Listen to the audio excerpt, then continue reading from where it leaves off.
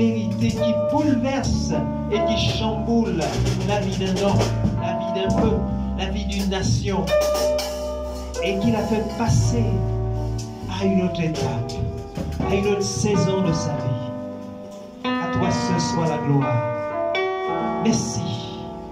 Merci Père pour ta parole qui est la vérité. Et tu ne l'envoies pas en vain. Quand tu l'envoies, il y a un besoin dans mon cœur.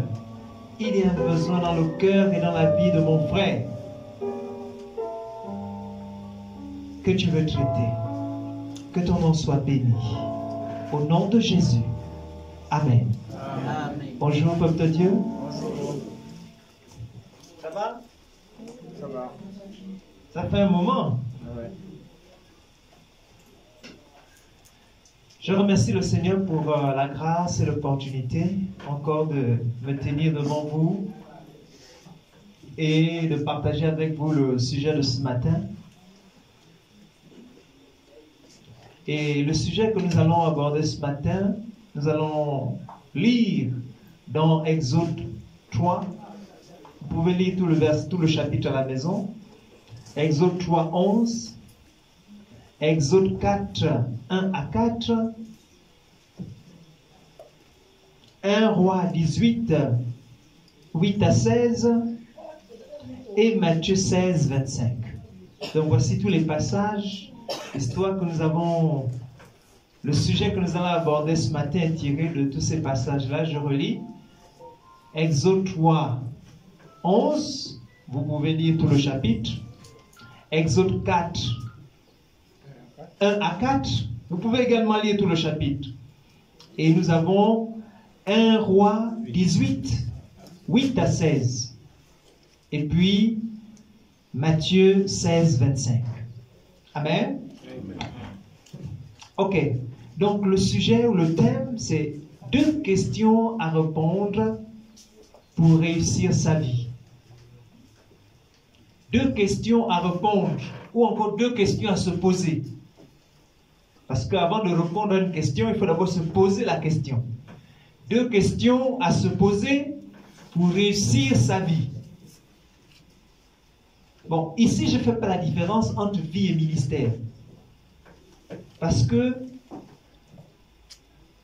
le Seigneur m'a fait la grâce de comprendre qu'en fait, les 2 sont liés. Donc, si toi tu aimes le mot ministère, tu peux dire 2 questions à se poser pour réussir son ministère. Ou encore, si le mot ministère est compliqué, on va dire 2 questions à se poser pour réussir mon service. Bon, il y a aussi les professionnels qui sont là. Donc, on peut aussi dire 2 questions à se poser pour réussir ma carrière professionnelle. Amen. Il y a les papas et les mamans qui sont aussi là. Et donc, 2 questions à se poser pour réussir mon mariage. Bon, il y a les jeunes aussi. Donc, ils peuvent aussi 2 questions à se poser pour réussir ma jeunesse. Bon, je vais embêter les célibataires. 2 questions à se poser pour réussir mon célibat. Ce n'est pas une malédiction. Hein, le célibat n'est pas une malédiction. C'est une... Et ils ont du mal à dire ça. Et ils ont du mal à dire ça. C'est une bénédiction. Amen. Si tu ne réussis pas ton célibat, il y a de fortes chances que tu ne réussisses pas aussi ton mariage. Et c'est la vérité. Donc, 2 questions à se poser pour réussir son mariage, pour réussir son célibat. 2 questions à se poser pour réussir sa paternité. Dis papa. 2 questions à se poser pour réussir aussi sa maternité. En fait, vous avez compris que ces 2 questions-là s'appliquent à toute la vie. Ici-bas. Amen. Amen. Donc, ces 2 questions, c'est des questions simples. Vous savez, il y a des gens qui vont passer le bac littéraire là. Là-bas, on pose des questions. Qui, que, quoi, quand. C'est ça, non? Voilà. Quand, comment. Ok, bon, nous, on va s'arrêter à 2. Qui et que. Première question. Qui suis-je? Est-ce que, tu sais, souvent, on qualifie les autres. Non, tu vois, le monsieur qui est passé là ce matin-là, l'autre, je ne vois pas. Non, non, je ne vois pas. Non, tu vois celui qui avait les cheveux bizarres là. Non, non, je ne vois pas. Il marchait comme ça. Est-ce que vous voyez? On est en train de qualifier quelqu'un qu'on a vu ce matin. Et donc, dans notre imagination, dans notre pensée, nous sommes en train de décrire qui est cette personne pour nous. Et cette personne pour nous, c'est celui qui est passé ce matin avec les cheveux bizarres et qui boitait. Amen. C'est facile de faire ça pour les autres. Mais est-ce que vous avez l'habitude de vous poser la question pour dire, mais qui je suis? Moi-même là, je suis qui?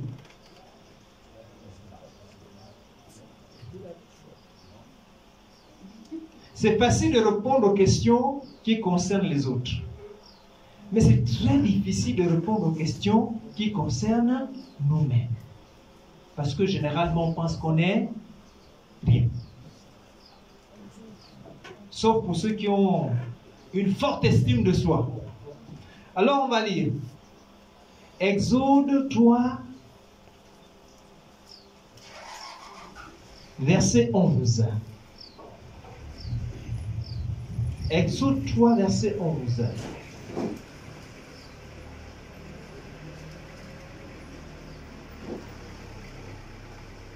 Exode 3, verset 11.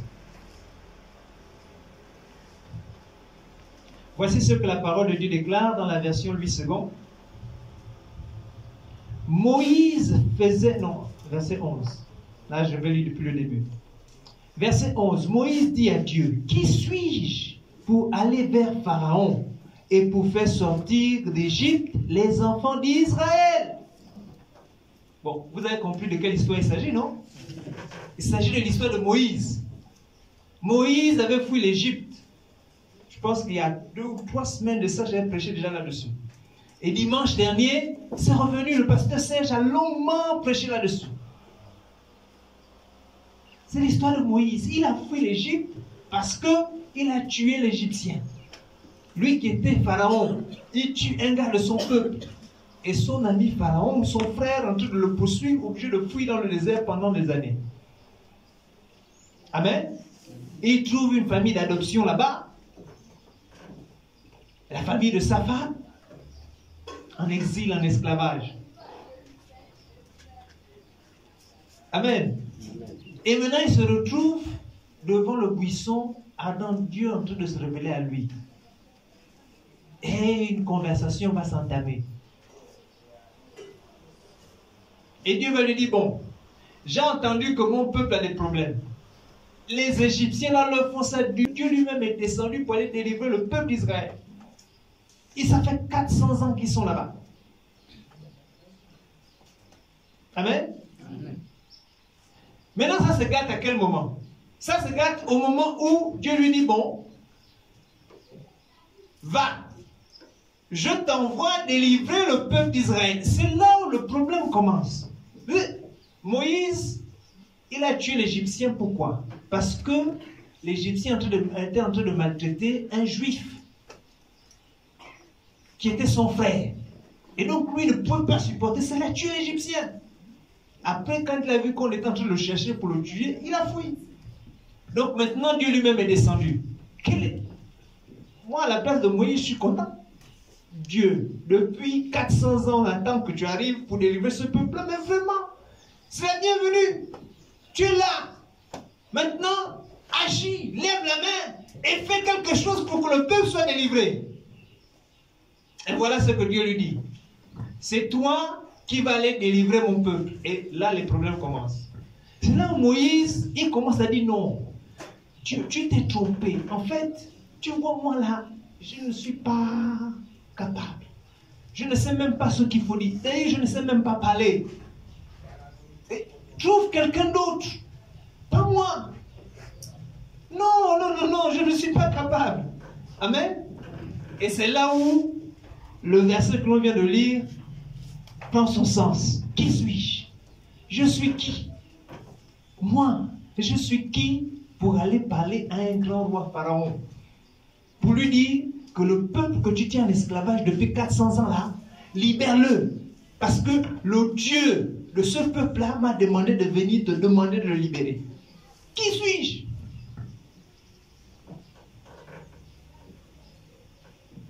Qui suis-je? Donc, les situations dans la vie nous arrivent et ces situations vont nous poser la question. Vous connaissez les situations, de quelles situations je parle? C'est les situations de tous les jours. C'est les situations de maladie. C'est les situations de bac.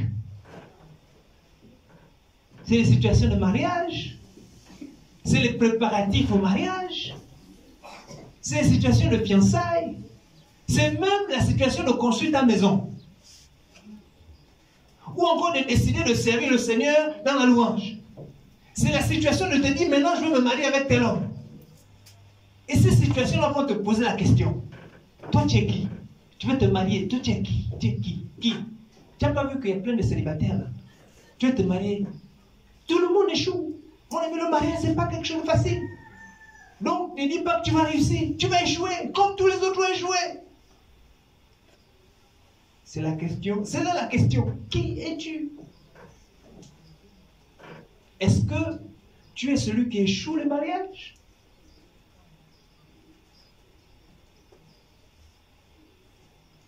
Ou est-ce que tu es celui qui réussit le mariage par la grâce de Dieu? Est-ce que c'est aussi une situation de comportement de tous les jours? Au quartier?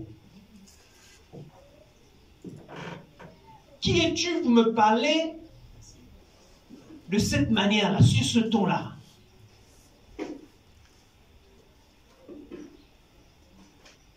Dieu, quand il vient en nous, il travaille d'abord notre intérieur. Il travaille d'abord, il change à l'intérieur. Il change premièrement notre cœur.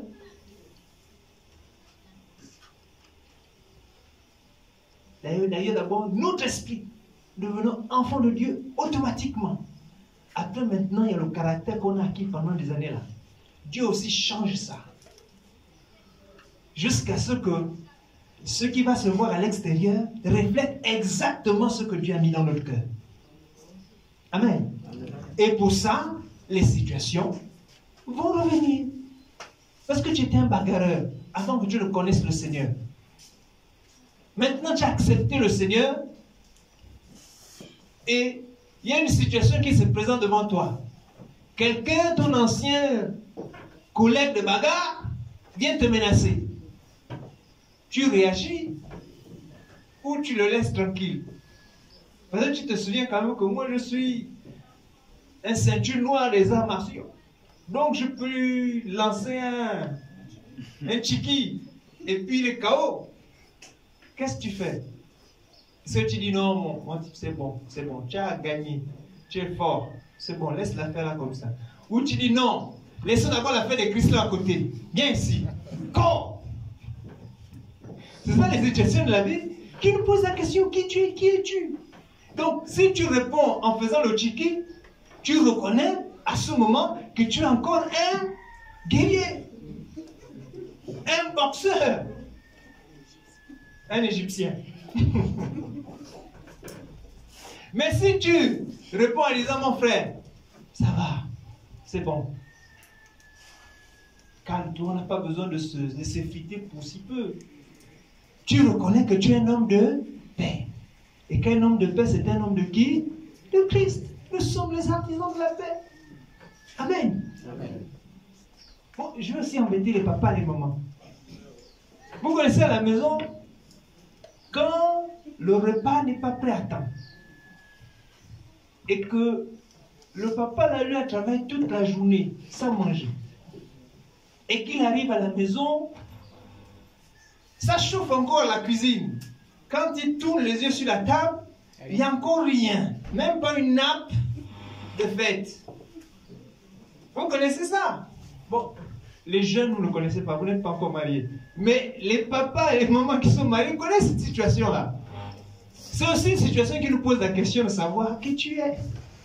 Est-ce que tu es patient? Ou est-ce que tu es... Est-ce que la patience est en toi? Est-ce que la douceur, la tolérance est en toi? Ou bien c'est la colère et la violence? Ça, c'est une situation qui te pose la vie. Qui tu es? Mais qu'est-ce qui se passe dans cette maison-là? On ne mange plus ici. Et ça va dans les bagarres.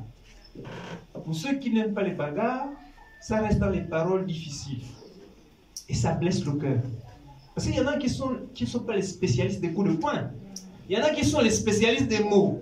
Est-ce que vous savez qu'il y a quelqu'un qui a dit que les mots sont comme un pistolet? Dès qu'il met pan, mort, KO. Donc, et ces mots-là font plus mal. Parce que la douleur peut rester pendant des mois. Amen. Simplement à cause d'un repas qui n'est pas prêt. Et c'est là. Suis-je patient? Suis-je de Dieu? Ou suis-je encore en Égypte?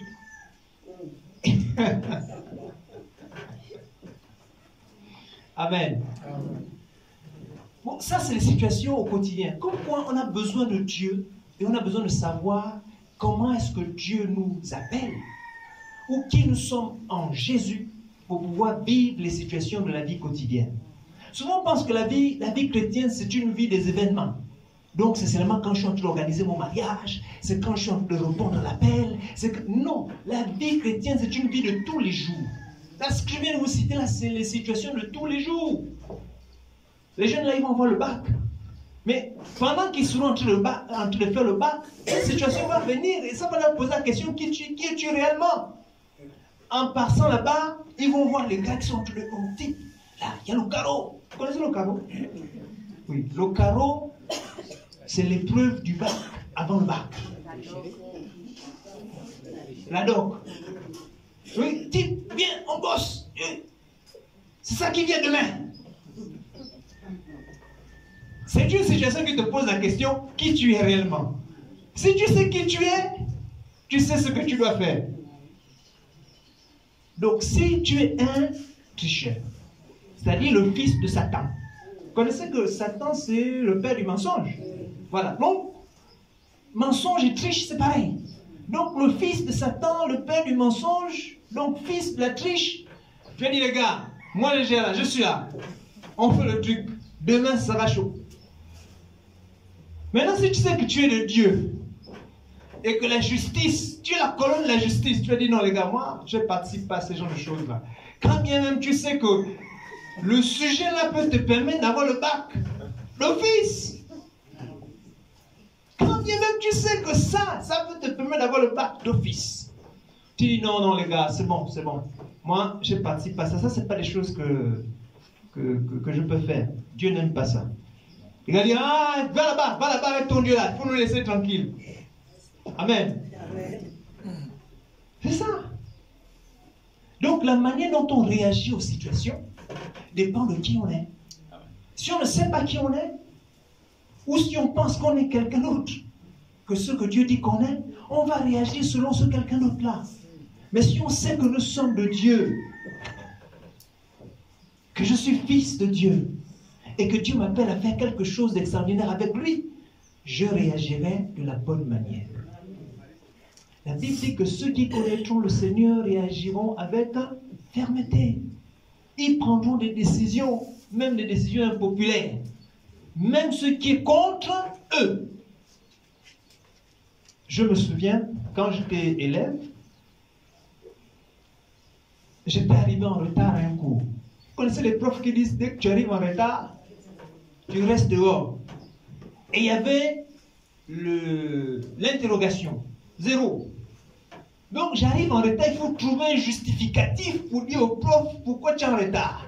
En fait, j'avais aucun justificatif, je n'étais pas allé à l'hôpital, je m'étais réveillé en retard et je suis arrivé en retard à l'école. Maintenant, je suis devant la porte.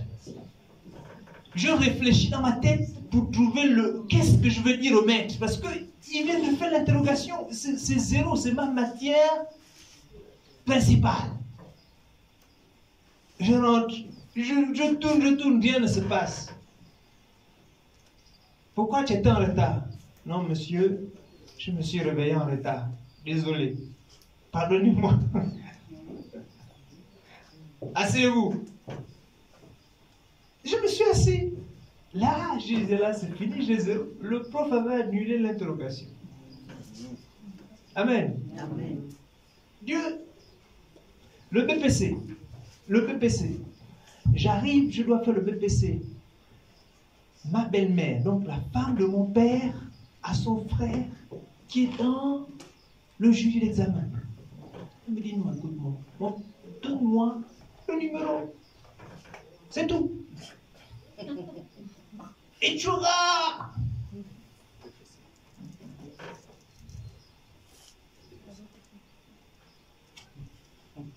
Tu réfléchis, hein? D'ailleurs, tu penses que c'est bon. Et puis, je dis à ma mère, ah maman, vraiment, je préfère pas donner mon numéro. Vous connaissez, tu es malade. Mais l'enfant là, il est comment? Qu'est-ce qui se passe dans sa tête? Les autres. Mais je ne suis pas les autres. Je sais qui je suis. Je sais qui je suis.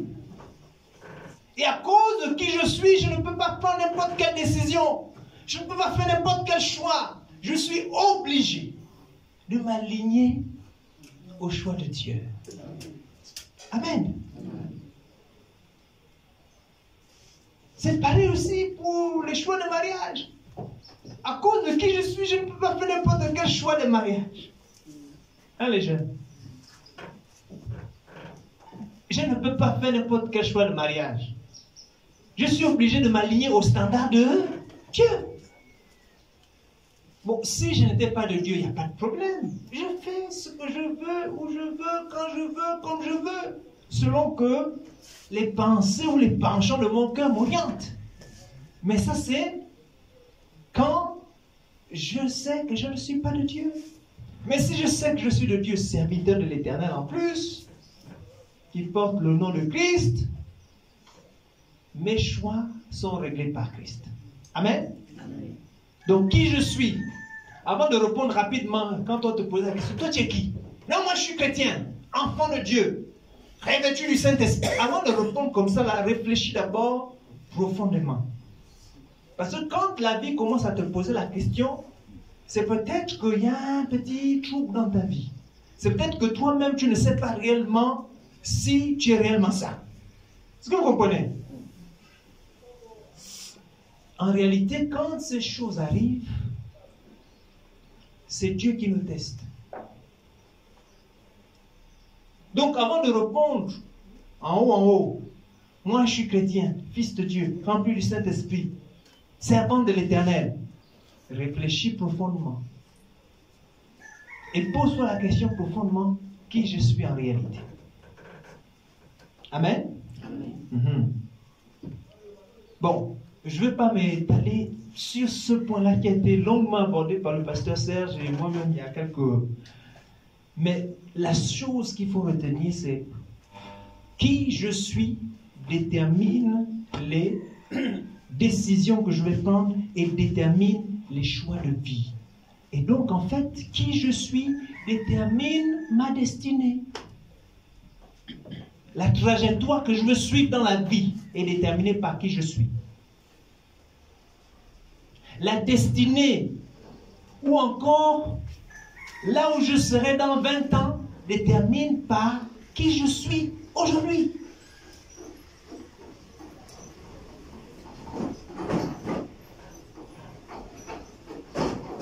Amen. La deuxième question, c'est qu'est-ce que tu as? Aujourd'hui, c'est vraiment simple. C'est comme au CP1 aujourd'hui. Qu'est-ce que tu as? Tu as quoi? Tu as quoi que les autres n'ont pas?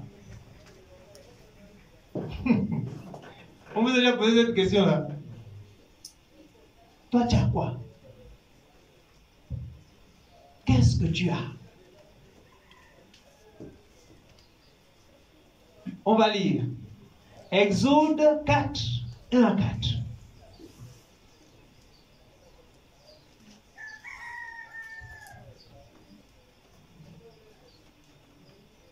Exode 4, 1 à 4.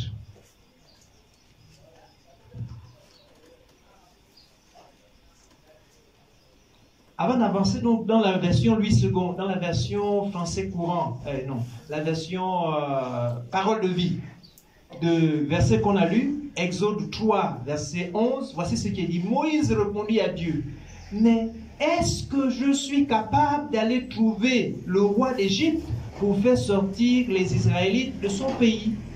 Est-ce que moi, ça c'est la version, hein, est-ce que moi je suis capable? En fait, quand on te pose la question qui tu es, ou la question qui je suis, ça veut dire est-ce que vraiment je suis capable? Ça veut dire que je vais ou je veux faire telle chose avec quelle capacité.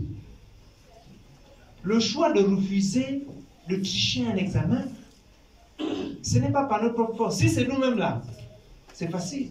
Le choix de refuser de forniquer avec une femme qui n'est pas la nôtre, que je n'ai pas encore épousée, ce n'est pas par mes propres forces que je peux faire ça. Si c'est la chair là, ça c'est vite fait. Si c'est la chair là, il n'y a pas de problème, c'est vite fait.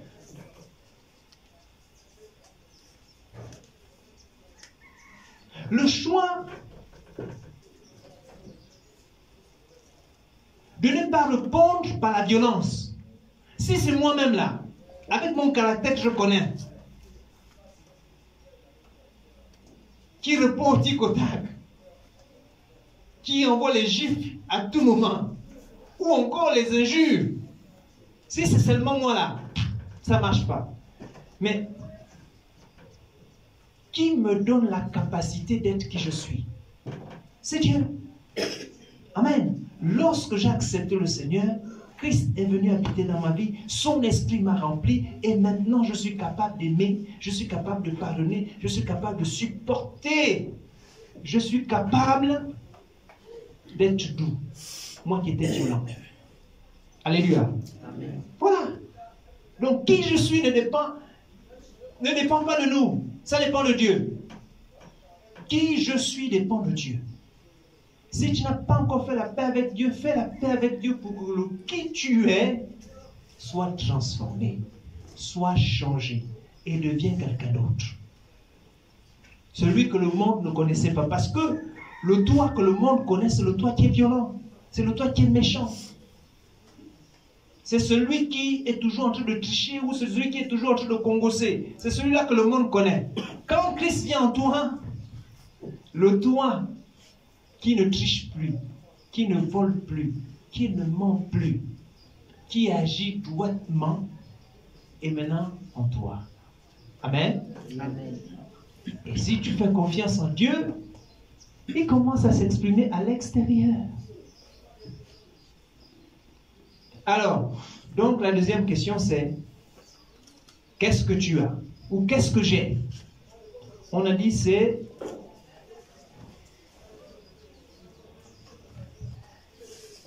Exode 4, du verset 1 à 4. Exode 4, du verset 1 à 4, voici ce que dit la Bible dans la version 8 secondes. Moïse répondit et dit, voici, ils ne me croiront point, et ils n'écouteront point ma voix, mais ils diront, l'Éternel ne t'est point apparu.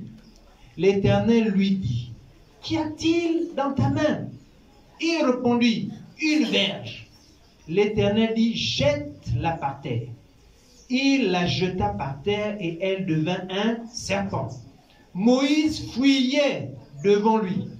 L'Éternel dit à Moïse, étends ta main et saisis-le par la queue. Il étendit la main et le saisit. et le serpent redevint une verge dans sa main. Amen. Je vais lire dans la version Parole de vie. Moïse répondit au Seigneur, mais voilà, les Israélites ne me croiront pas. Ils ne m'obéiront pas. Mais ils diront, non, le Seigneur ne s'est pas montré à toi. Le Seigneur demande à Moïse, qu'est-ce que tu tiens à la main? Moïse répond, un bâton.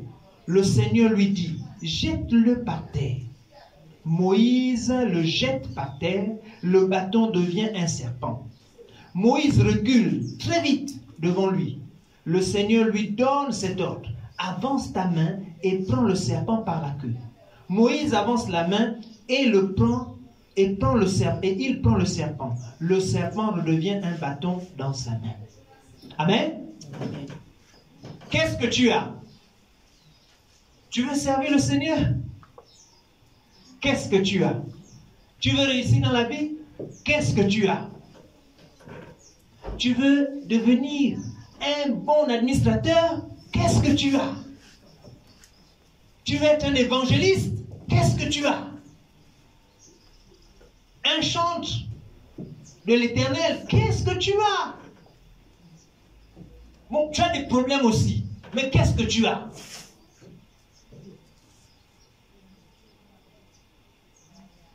Ça ne va pas dans l'éducation de tes enfants. Qu'est-ce que tu as? Comme pour dire que toutes les situations dans la vie et dans le service,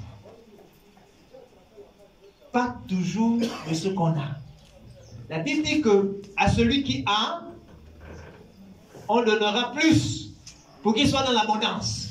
Mais à celui qui n'a pas, on arrachera même ce qu'il croit avoir. Mon Dieu. Finalement, qu'est-ce qui lui reste? C'est même ce qu'il croit avoir. Il n'a pas, mais il croit quand même l'avoir. Comme il dit qu'il n'a rien, alors on lui arrache ça aussi. C'est-à-dire que ce n'est plus la pauvreté, c'est encore un cran, c'est un niveau en dessous de la pauvreté. Si Dieu t'enlève ce que tu crois avoir, c'est démérité.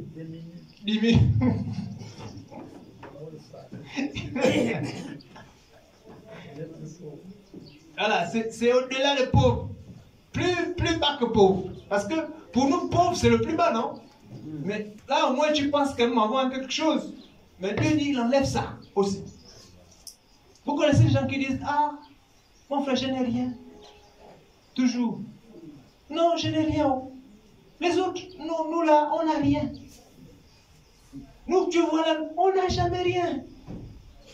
Il faut changer de langage. C'est-à-dire que si tu es encore dans ce type de langage, il faut le changer. Parce que Dieu, regarde, Dieu, hein,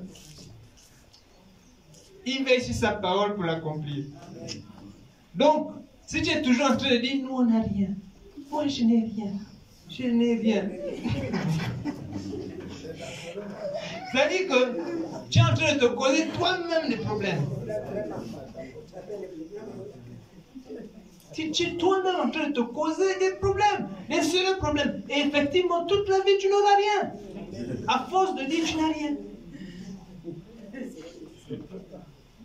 Non, vraiment, nous là, on ne peut rien. On ne peut pas. Tu as vu dans toute ma famille, là, personne n'a jamais pu.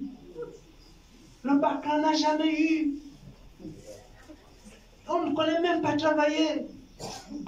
Mais c'est compliqué. Non, on doit changer d'attitude. Il faut dire un jour, au moins je peux.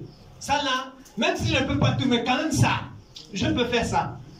Dieu est content quand c'est comme ça. Amen. Amen. Voilà. Il ne faut pas qu'on vous enlève tout. Ce n'est pas possible.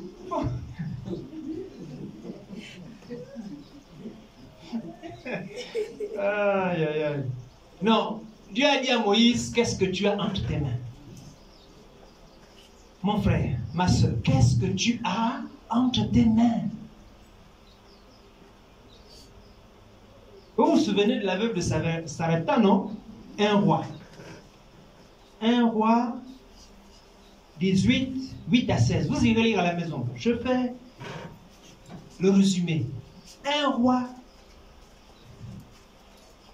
18, 8 à 16. C'est quoi l'histoire? L'histoire, c'est qu'il y a la famine dans le pays. Alors, Dieu a fait fuir son serviteur dans un endroit où les corbeaux, où il y a une source, et où les corbeaux viennent nourrir le serviteur de Dieu. Donc, il est tranquille. Pendant que les autres sont en train de souffrir de faim, il y a un endroit où les corbeaux viennent le nourrir. Et puis, la source tarit. C'est-à-dire que la saison sèche était tellement forte qu'il n'y a plus d'eau. Dès que l'eau s'arrête, les corbeaux aussi s'arrêtent de venir. Et Dieu dit, bon, écoute, tu dois aller à Sarepta. Là-bas, j'ai dit à une veuve de prendre soin de toi. Je me dis simplement que là-bas, Dieu sait que cette veuve-là est suffisamment nantie quand même pour s'occuper d'un homme de Dieu. Parce qu'un homme de Dieu, on ne s'occupe pas de lui n'importe comment. N'est-ce pas? Vous connaissez ça, non? Voilà. Et quand il arrive là-bas, il voit c'est une vieille veuve qui est en train de ramasser des brindilles. Et elle lui dit, bon, écoute, va me chercher de l'eau. Après, elle lui dit, bon, va aussi me chercher du pain ou une galette. La dame dit, ah, mon Seigneur, ton Dieu est vivant. Le moment que tu vois là, je suis en train de ramasser quelques brindilles pour aller cuisiner le dernier gâteau qu'on a. Parce qu'il reste un peu de farine et un peu d'huile. Donc je vais faire le dernier gâteau. Mon fils et moi, on va manger et puis on va mourir. Vous savez, elle était en train de dire, je n'ai rien. Là, elle était en train de dire à l'homme de Dieu, je n'ai rien. Je n'ai rien que un petit pot d'huile et un peu de farine. Dès qu'on aura fini de manger ça, mon fils et moi, c'est fini. Amen. Et nous tous, on est souvent comme ça. Quand Dieu nous dit, va, fais ça. Dieu, Dieu, vraiment, moi là, j'ai même quoi? J'ai même quoi pour faire ça? Je n'ai rien. Je n'ai rien. Je n'ai rien, Dieu. Donc je ne peux rien faire. Mais qui t'a dit que Dieu voulait que tu aies beaucoup pour faire? Ce que Dieu nous demande, c'est la disposition de notre cœur. Voilà, c'est la disposition. Est-ce que je suis disposé? Est-ce que j'ai dans mon cœur vraiment la volonté d'honorer, de plaire à Dieu? Même si je n'ai rien, Dieu lui-même saura comment faire. Amen. Voilà donc cette femme-là dit non, je n'ai rien. Je n'ai qu'un peu d'huile, un peu de farine. Je fais le gâteau, mon fils et moi on mange, on meurt. Maintenant, regardez là où ça change. Le serviteur de Dieu va lui dire, bon, fais ce que tu as dit. Tu vas, tu ramasses le bois, va faire le gâteau. Tu prépares le dernier gâteau là. Tu m'amènes ça d'abord, je mange. Est-ce que ce n'est pas un problème? Même nous-mêmes, le pasteur vient chez vous à la maison. Tu dis au pasteur, ah, il nous reste un gobelet de riz. Donc là, je suis en train de cuisiner le gobelet de riz là. Moi et les enfants, on va manger. Après, on ne sait pas ce qui va se passer. Le pasteur te dit, bon, mon fils, c'est très bien, maman, c'est très bien. Cuisine le riz là, tu amènes tout ici, toute la mamie, j'ai fini tout. Et puis,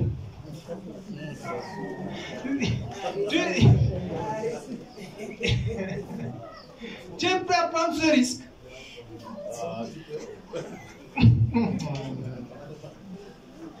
Est-ce que tu peux prendre ce risque-là? Mais quand tu regardes même le type, il ressemble, c'est pas un type qui a l'onction. Donc, tu ne sais même pas si sa prière là peut changer quelque chose. Vous savez, les hommes de Dieu, souvent n'ont pas, la Bible dit que comme Jésus, ils n'ont pas de quoi attirer les regards. Et quand tu le regardes même, il est bizarre. C'est pas quelqu'un qui, quand il impose, tu as entendu que quand il imposait les mains, non, tu ne sais pas. Donc, il te dit ça, tu fais quoi? tu réfléchis, c'est-à-dire, là l'intercession devient vraiment hors de moi Satan.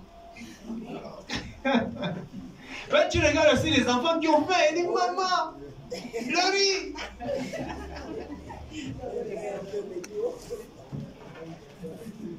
Vous savez que Dieu a l'art de nous mettre dans des situations comme ça.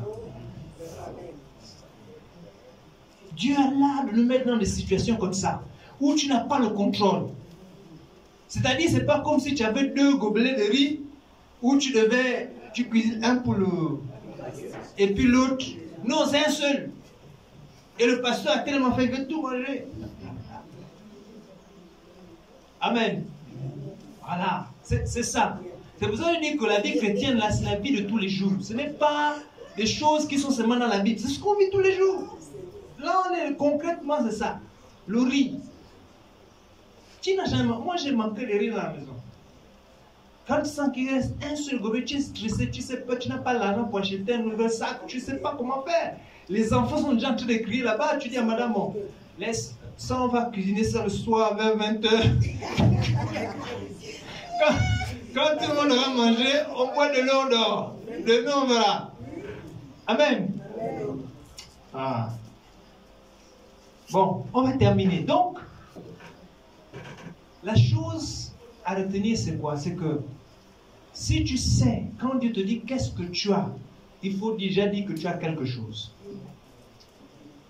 Si tu sais faire quelque chose de tes mains, dis à Dieu, moi, voilà ce que je sais faire.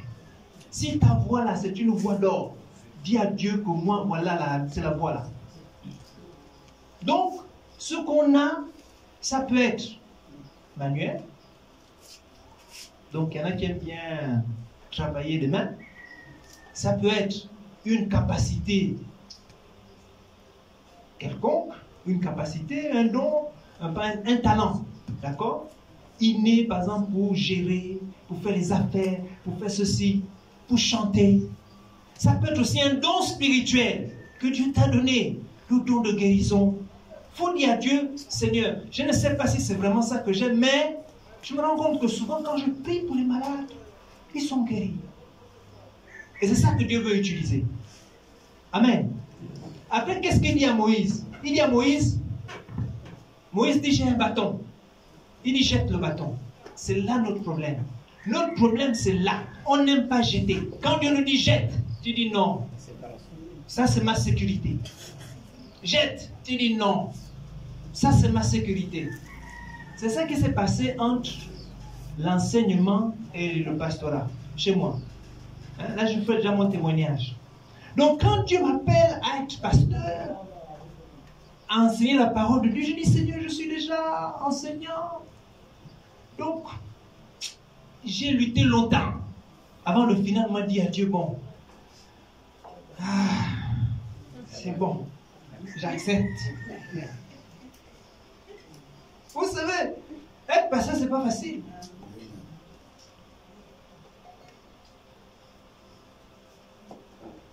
Alors je me pose la question, est-ce que je vais arrêter l'enseignement pour devenir totalement pasteur? Parce qu'il y en a d'autres ici qui m'ont posé la question, mon frère, toi tu es déjà pasteur, mais tu arrêtes quand? Et après tu vois, ils ont dit non, un homme de Dieu, un serviteur de Dieu, il doit être focalisé, il doit avoir un seul. Je dis, dans mon cœur là, c'est pas ça que... Seigneur, qu'est-ce que je fais maintenant? J'abandonne ici, ma femme, je dis, chérie, et si je devenais pasteur, qu'est-ce que tu penses?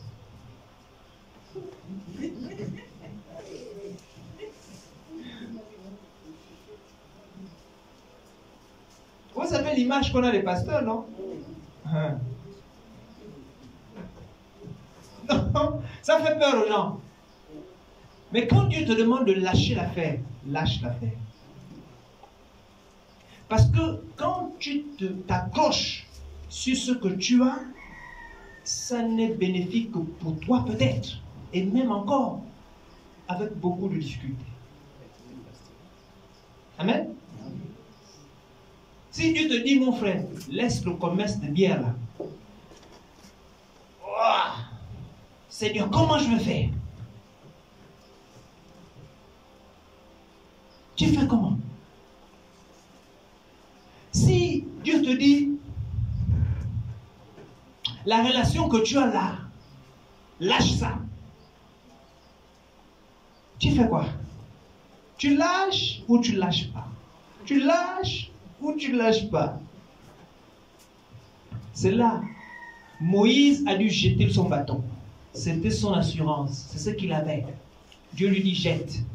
La femme, la veuve de Sarepta, a dû jeter sa dernière farine et son dernier peu d'huile. Il dit bon, voilà, ma serviteur de Dieu, mange le gâteau. Si mon fils et moi meurent, on n'a qu'à mourir. Amen. Voilà. C'est dur, pourquoi? Parce que nous, on s'attache trop aux choses. Et parfois, quand on reçoit une instruction de Dieu, on préfère désobéir à Dieu et de garder notre chose à nous. Or, quand on fait ça, on n'est pas en train de rentrer dans ce que Dieu veut. Amen. La Bible dit que celui qui sauvera sa vie finira par la perdre. Par contre, celui qui perdra sa vie à cause de moi, il la retrouvera. Amen. Celui qui perdra sa vie à cause de moi, la retrouvera. Celui qui perdra son honneur, sa fierté, à cause de moi, il retrouvera cette fierté-là. Alors, quand j'ai décidé finalement de jeter l'éponge, j'ai dit, bon Seigneur, j'accepte de te servir. Je servais déjà le Seigneur, mais en cachette, je ne voulais pas qu'on me voie, j'avais peur. J'accepte de te servir publiquement. Dieu a fait quelque chose d'extraordinaire. C'est à ce moment que j'ai compris que Dieu n'était pas en train de me demander de lâcher l'enseignement. Mais au contraire, il était en train de m'ouvrir des portes plus grandes que celles que j'étais en train de voir dans ma tête. Amen. Donc quand tu lâches ce que tu as à Dieu, parce que quand ce que tu as est avec toi, c'est seulement pour ton propre bien et peut-être pour le bien de ta famille. Mais quand tu lâches ce que tu as à Dieu et que tu lui abandonnes ça, ça devient pour le bien de plusieurs. Amen. Amen. Ça devient une bénédiction pour toi, pour le peuple de Dieu, pour la nation, pour le monde entier. Alléluia. Voilà.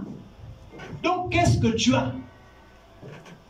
Ce que tu as, laisse tomber ça à Dieu. Fais-lui confiance. Dis, Seigneur, je te donne tout. Si je sais chanter, je te donne tout. Si ce que j'ai, c'est la beauté, je te donne ma beauté. Si ce que j'ai, c'est la force, je te donne ma force. Si ce que j'ai, c'est l'intelligence, je te donne mon intelligence. J'accepte d'être traité comme ma boule, même si j'étais intelligent, à cause de toi. Parce que la manière dont Dieu va multiplier ça, même toi-même, tu n'en reviendrais pas.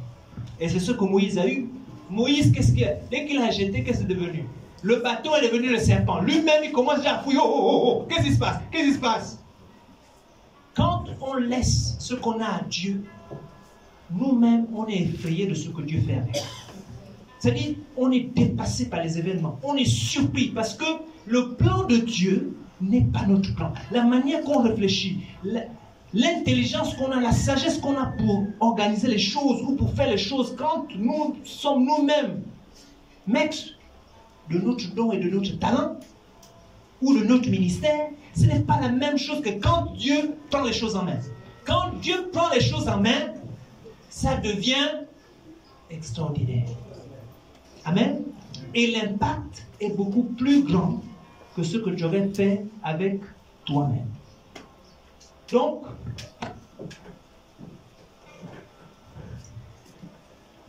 quand Dieu t'a donné quelque chose, ou quand Dieu te pose la question, qu'est-ce que tu as? Réponds-lui, Seigneur, voilà ce que j'ai. Moi, ce que j'avais, c'est le don d'enseigner. Mais je voulais garder ça pour enseigner l'université seulement. Et puis peut-être enseigner ma famille. Voilà. Mais quand j'ai ouvert ça à Dieu, aujourd'hui, maintenant, Dieu permet que j'aille ailleurs pour enseigner là-bas. Je n'enseigne plus seulement que la géologie que moi j'ai appris à l'école. J'enseigne même des matières que je n'ai pas appris à l'école. Et à des personnes, moi-même, quand tu dis, bon, docteur Dongo, maintenant on vous laisse la parole, tu te dis, ah, les gens là, c'est des grands gens. Ils ont un nom. On les connaît. Moi, je suis quoi? Et je reviens à la question, je suis qui pour venir enseigner ces grandes personnalités-là? Amen. Amen. Mais il a fallu, pour arriver là, que je décide de lâcher à Dieu. Donc, il y a quelque chose que tu retiens. Il y a ce que Dieu t'a donné et que tu ne veux pas lâcher. Dieu te dit, laisse mon fils, laisse, donne-moi ça, donne-moi ça. Et tu te dis, ah Seigneur, vraiment, ça c'est ma sécurité. Je ne peux pas lâcher l'affaire là. Si je lâche ça, je vais devenir comment? Si je laisse cette relation-là, je vais faire comment? Si je laisse le monsieur là, mais qui va encore s'occuper de moi? Si je laisse le gris-gris là, mais qui va encore protéger ma famille? Je vous ai déjà dit ici que j'ai dû renoncer au gris-gris de notre famille. Parce que tu avais changé ma vie. Et aujourd'hui, et moi, et mes enfants, et ma femme, et mon père, et ma mère, et tous ceux qui sont avec moi, qui les protègent. Est-ce que c'est le gris-gris encore? C'est Dieu. Amen. Amen. Si je faisais le gris-gris, c'est seulement pour me protéger moi? Ok. On va prier. Seigneur, si tu ne connais pas encore l'Église des disciples de Christ du Gabon, je t'invite à aimer et à t'abonner sur notre page Facebook Église EDC et d'activer la cloche de notification, afin de suivre nos différentes activités. Merci et que Dieu te bénisse abondamment.